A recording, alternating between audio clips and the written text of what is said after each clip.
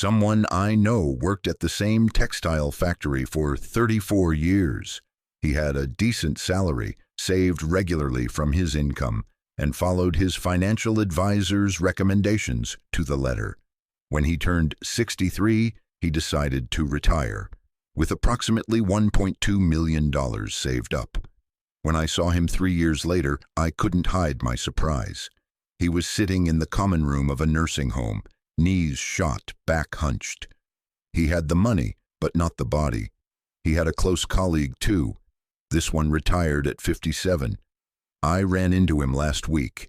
He was talking about a trip he'd just taken to Cappadocia. Their savings were roughly the same. Their lives, however, couldn't be more different. Both had worked consistently throughout their careers to save and invest. But one of them simply knew a different set of rules. This isn't a field I'm unfamiliar with. I own a textile factory myself, and I'm finishing my 25th year in the industry. I've helped dozens of employees retire. Some got out at the right time. Others wasted their lives waiting.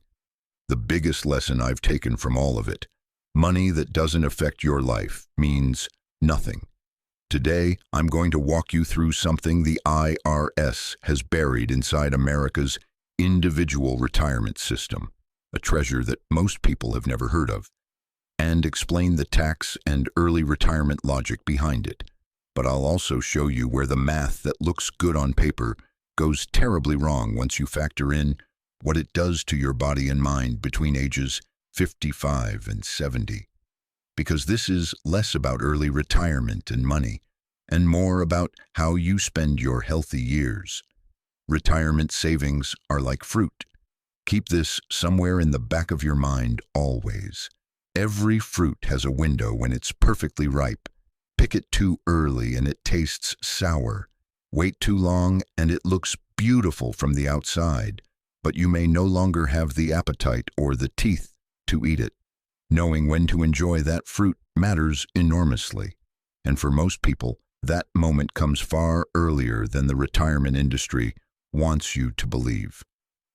The IRS's Rule of 55 states, if you leave your job in the year you turn 55 or later, you can withdraw from your current employer's 401k or 403b plan without penalty. Burn the phrase, your current employer's plan, into your memory. It's a critical detail. You'll still owe income tax either way, but that 10% early withdrawal penalty that normally applies before age 59 and a half, it can disappear. Most people have no idea this exists. Why? Because the financial services industry has no incentive to tell you. When you keep working and keep contributing to your 401k, who benefits? The asset managers collecting fees on your growing balance. The incentives are perfectly aligned. For them, not for you. Here's what most people miss. This rule only works with your current employer's plan. If you've already rolled that money into an IRA, there's nothing you can do. The Rule of 55 does not apply to IRAs at all. The money has to be sitting in that specific employer plan at the moment you separate. Retirement, resignation, layoff. Any qualifying separation event triggers eligibility. But here's the tactical piece. Suppose you've changed jobs multiple times over your career and have old 401ks sitting with former employers. You can roll those old plans into your current employer's plan before you leave. That brings them under the Rule of 55 umbrella. But you have to do it before you separate. There's no second chance after. Financial advisors tend to focus on the wrong things. Their minds are consumed by compound returns and Monte Carlo simulations. Your account balance. They don't think about the quality of the life you're actually living. In 2019, I met a man who ran a medical device company. He was 50, and I could see the collapse on his face. He was visibly unhappy. He told me his financial advisor had been telling him, if you work until 65, compound growth will give you an extra $900,000. The math is correct, but the advice is wrong. The man had forgotten how to live because of stress. His marriage was in danger. He hadn't seen his grandchildren in ages, all because he was constantly traveling for work. Is there any meaning in living like that? I couldn't help myself. I asked him, how much money would actually satisfy you?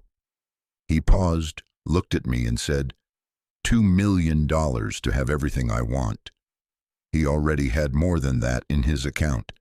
His advisor was telling him to sacrifice his time and happiness for a number he didn't even need. Was any of that necessary? This is the first escalation in the narrative. The financial services industry is solving the wrong variable, maximizing wealth at the endpoint. What you should be doing is maximizing utility across the entire timeline. Remember, health and time first, then money, in whatever amount you actually need. This is the second escalation. And everyone who has reached retirement age knows it. If you haven't reached it yet, you will.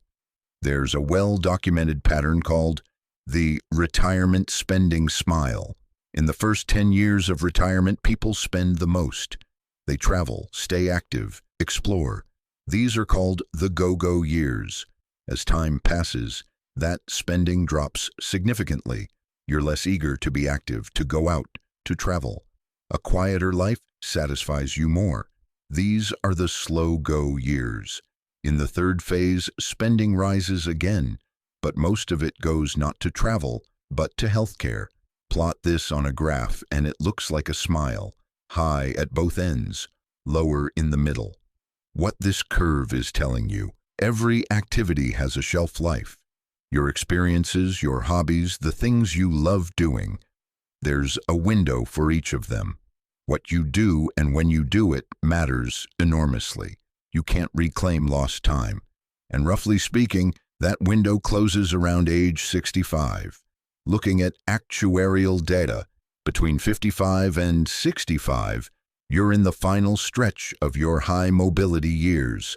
After 65, the probability of health complications rises every single year. You're still alive right now. Maybe you'll live 10 more years, maybe 30, maybe 50. We can't know. But the retirement your 40-year-old self imagined wants the body you have in your 50s, not the one you'll have in your 70s. So the rule of 55 isn't just about accessing money early, it's about accessing your money during the window, when it can still buy experiences that no amount of money can purchase later. You can't buy time. You can't buy it back. Maybe you won't have the energy to go camping. Maybe you won't have the legs to do that morning run you used to love. Regret afterward is useless. Make rational decisions while you still have the time. Honestly, it surprises me when smart people make simple mistakes. They think working longer means more compound growth. More time equals more compounding. Let me explain why that thinking is wrong and why your health trajectory matters more than the S&P 500's average return. Say you're in your 50s with $500,000 in your 401k. If you work 10 more years, contribute $25,000 a year, and assume 6% average annual returns, you'll end up with roughly $1.1 million. Your advisor shows you that chart and says, see, if you retire now, you're giving up $600,000 in growth. Correct analysis. But there are three things being overlooked. First, money spent and enjoyed early delivers more satisfaction than money saved for old age. Traveling abroad with your spouse when you can still walk 10 kilometers a day is more valuable than doing the same trip at 70 when you've seen it all. Utility is not linear with money. Second, the 10 years between 50 and 60 are the most productive years of your retirement window. Is it worth sacrificing them? Third, this is the clearest example of people not knowing their own risk tolerance. You think that money will make you happy when you're 65. You're wrong. The probability of a health event forcing early retirement between ages 50 and 60 is roughly 1 in 4 for men. That means your plan to work until 65 has a 25% chance of failing, not because of a market crash, but because of your body. My advice: focus on enjoying your retirement.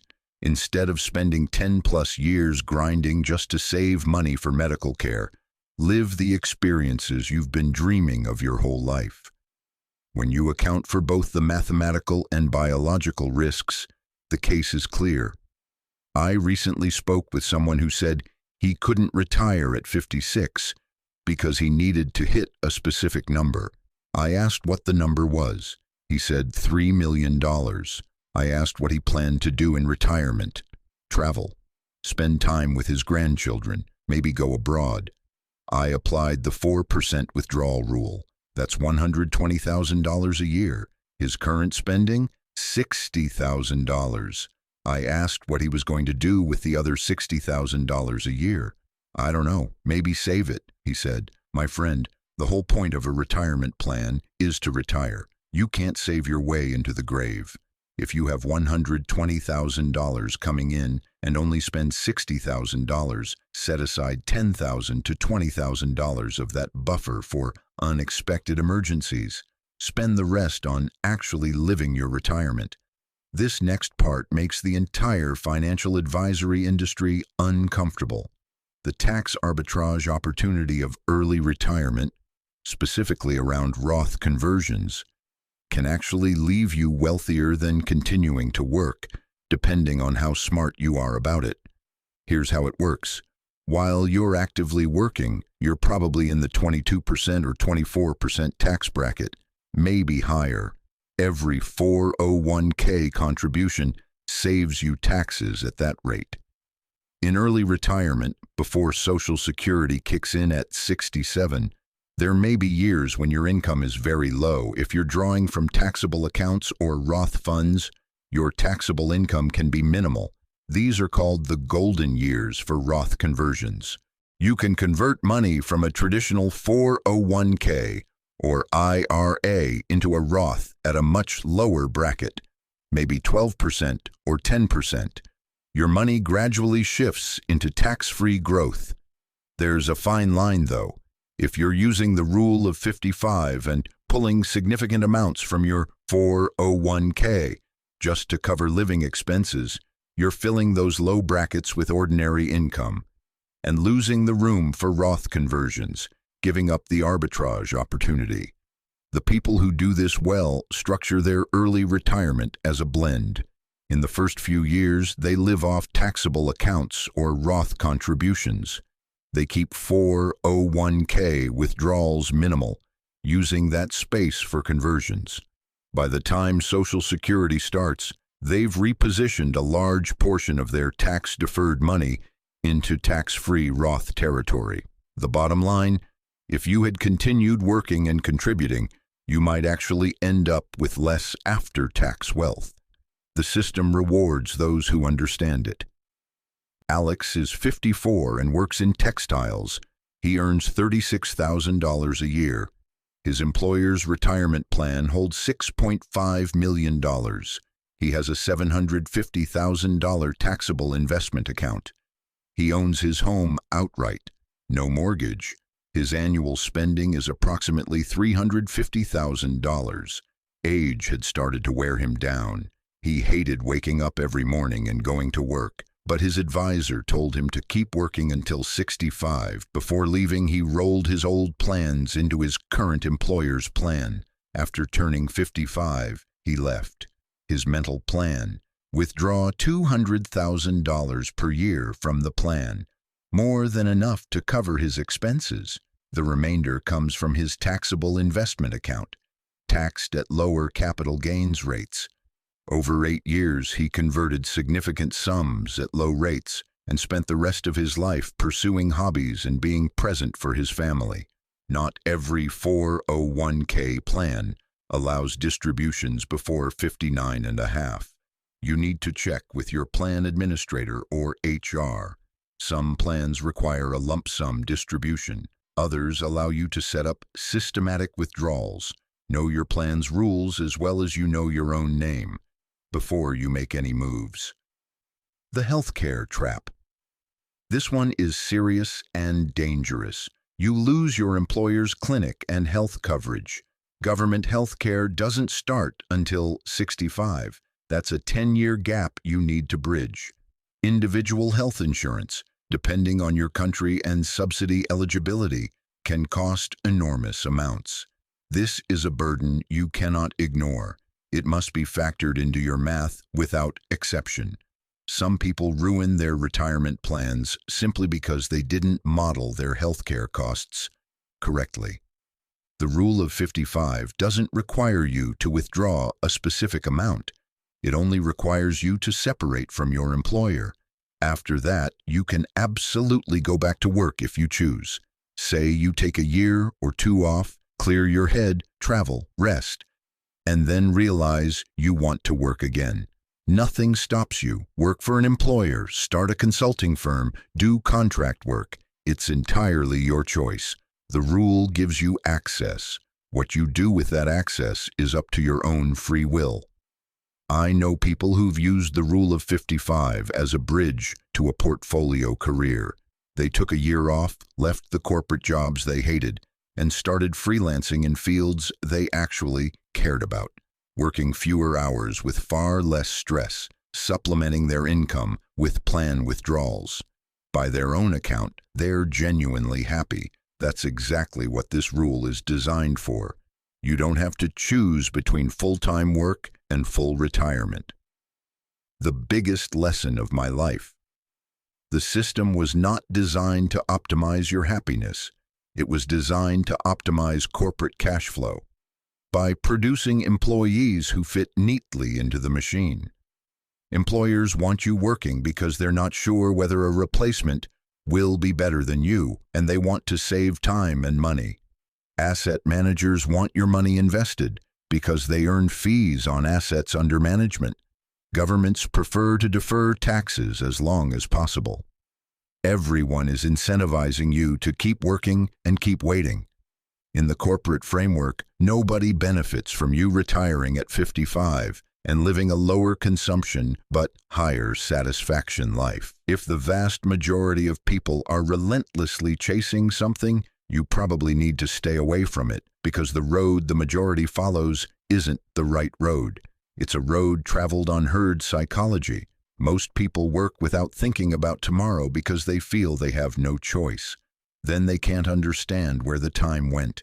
They work until their bodies give out for account balances that will never affect their lives, and then live with the regret of everything they couldn't do. My perspective: if you're approaching 55 and you're burned out, you need to make a rational decision. Understand that you will not be healthy forever, and the market will not reliably return 7% every year. Set aside 15% for health and inflation. List every expense you have. Then look at your income sources, taxable accounts, rental income, personal spending, and everything else. Will you have enough to last until 90 without running out? If the answer is yes and you're not happy at work, there is no reason to keep going. My advice: spend whatever life you have left actually living it. 3 critical action items. First, your late 40s and early 50s matter enormously. If most of your money is in old employer plans, consolidate them into your current employer's plan while you're still working. Second, model your health insurance costs. Plug in your projected income and see what subsidies look like. For many early retirees, keeping taxable income below certain thresholds makes health insurance costs surprisingly manageable. Third, think of retirement not as an on/off switch, but as a threshold of options.